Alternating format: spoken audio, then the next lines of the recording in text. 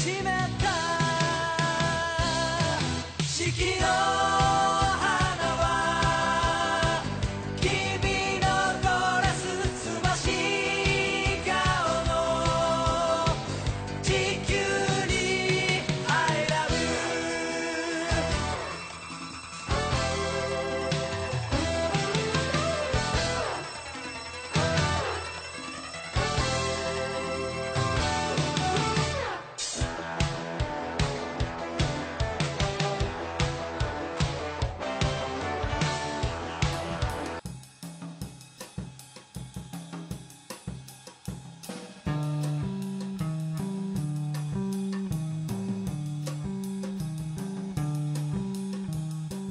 We are back with another Select Converter. This time it is Tanker. Now Tanker came in two flavors. We could call this one the original, since this is the deco, more or less, of the Special Armor Battalion Dorvac Tulkus, which is a whole lot of words that make no sense. And this one being more or less the original deco that Select came up with for this mold. It is somewhat reminiscent of the mass production type of this mecha in the show, but not really.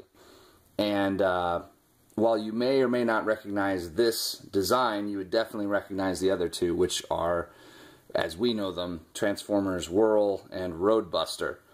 In the show, the three were prototypes of some mecha being used by, you know, yada yada, the Earth to fight aliens, all this other stuff.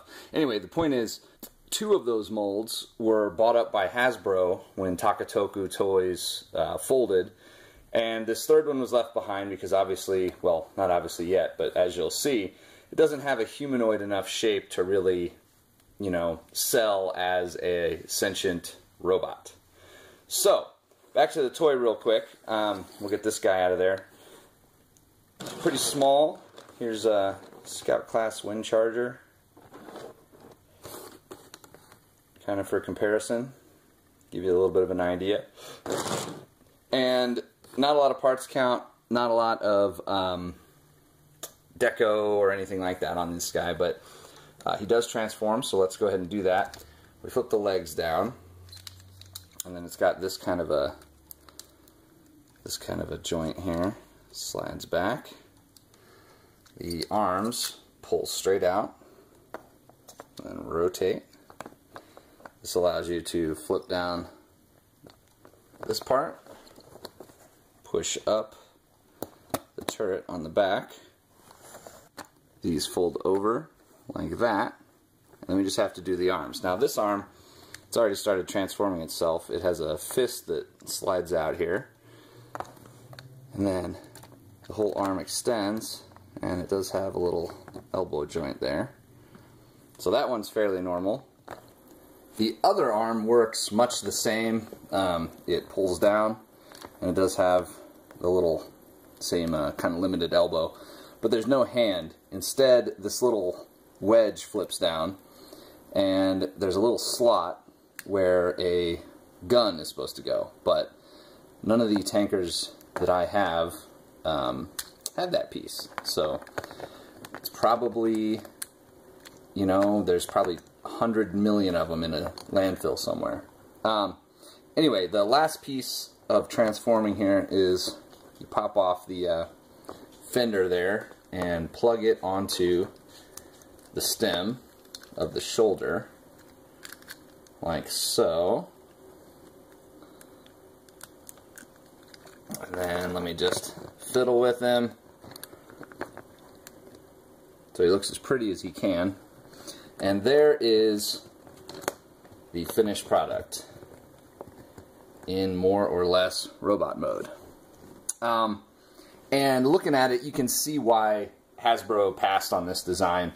There's no head, not that that stopped him with Ratchet and Ironhide, but you know, it really doesn't fit the overall Transformers style. So I think historically this toy is kind of fun in the sense that it's this leftover piece of something that is now completely forgotten, but remnants of it, I mean, 2015, I walked into a store and bought a modernized version of, you know, the helicopter. So, it's kind of funny that this poor guy just gets left in the dustbin of history.